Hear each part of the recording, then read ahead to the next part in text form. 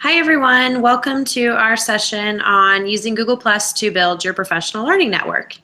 Just in case you're wondering what this blob on my lap is, it's my dog Gunner. He's very needy, so of course he's got to sit in my lap while I work. But tonight we're going to talk about how you can use Google Plus to grow your professional learning network and connect with other classrooms and teachers and just get ideas for new things that you do in your classroom. So we're going to go ahead and I'm going to pop over here to our Google Plus. So if you have not logged into your Google account, go ahead and do that. You'll want to use your Blue Valley account so that you can kind of focus on your professional things. Of course, you have the same features available in your personal Google account as well.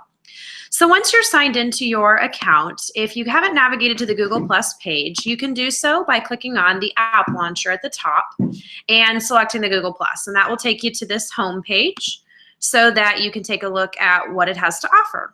So we'll first take a look at some of the options we have over here on our left-hand side. Collections is basically the idea that you can kind of take several posts that you make within Google Plus and build a collection. So if you're constantly posting about different ELA topics, you can build a collection so that if somebody wants to follow that, they can see all the posts that you make. So just kind of a way to follow someone and a specific topic that they might talk about. So you can see some of the things that I have followed, of course, are related to educational technology. Then the next option down below is the communities. And that's going to be kind of what we focus on tonight. But the communities is an area to where you can basically build kind of a group that is all centrally talking about a specific topic or idea in education. There's, of course, communities that are non-education related, but we're going to focus on those today. And we'll take a look at the different types that you can become members of. Then beneath that is your profile. That's basically where you find your basic information. You can, of course, edit that at any time, and I would see my collections. I would see all the posts I've made, any information basically that relates to my account. People then down below is the idea that I can follow others that have Google Plus accounts. And some of those might be companies. In these case, ones you see right here are all companies of apps and programs that we use here in the district. But I can also follow users as well.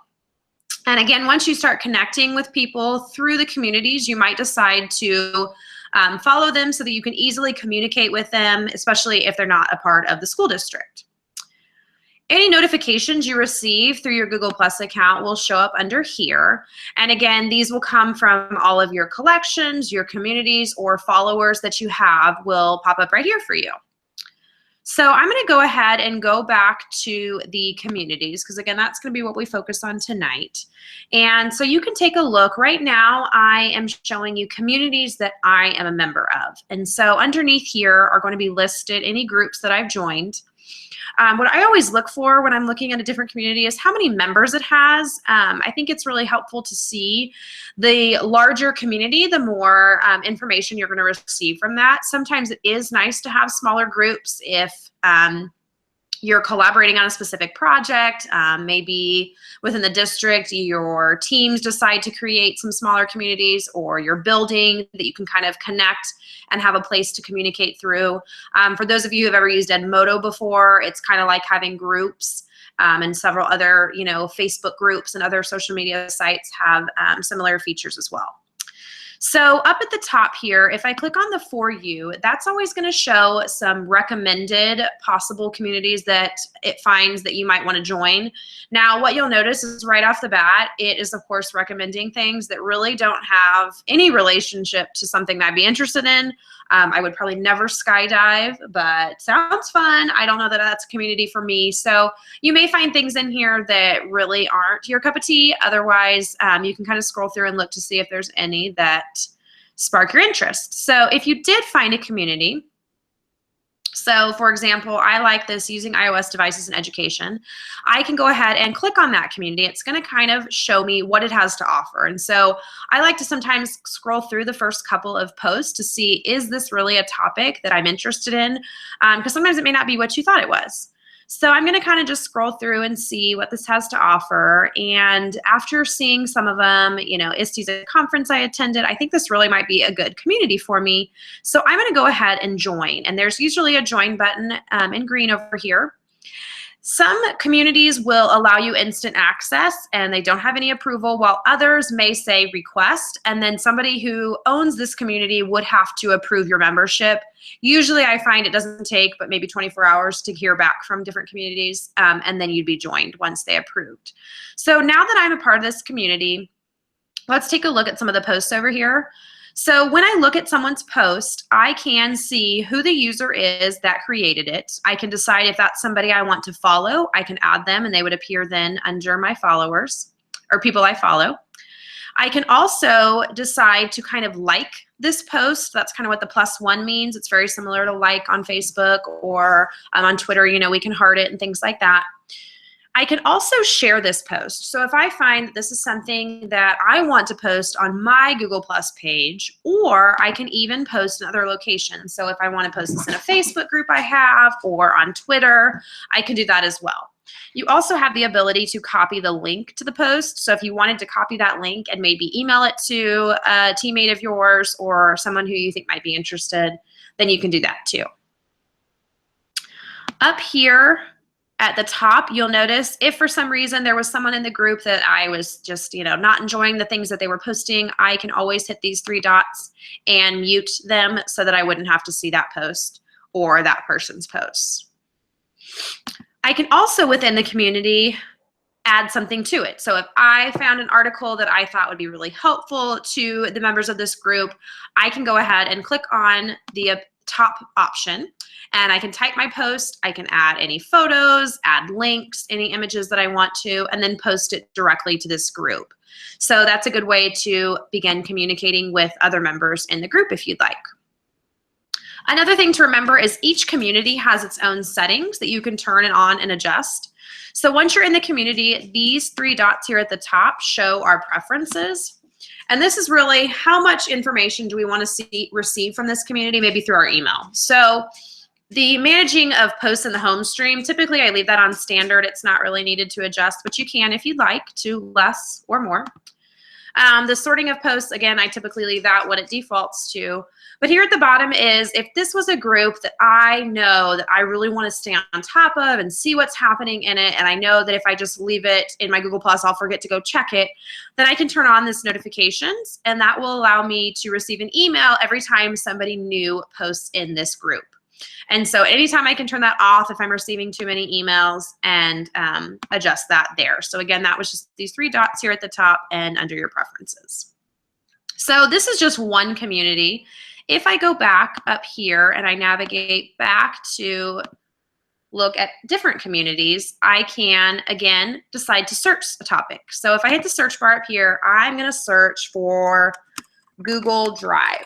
And so what you're going to notice is what filters down below are some different options. Typically, if you see any kind of picture or image, that is going to be an actual profile or a user. So very similar to your own account, if I want to follow that user, I can click on that and then follow Google Drive. The icon right here is going to match up to the collection. So again, that's going to be that this user right here has several posts all related to Google Drive updates, and they've built a collection on it. So if I want to follow his collection, I can always receive the updates to it. If I'd rather follow the user, or lastly, the option down here at the bottom, those are going to be any communities. So if I'm looking more for kind of a space where tons of people are posting about Google Drive, I can click on the community and open up and see if this is a community I'd like to join. And so I can again look through some of the posts and decide if this is a good fit for me or not.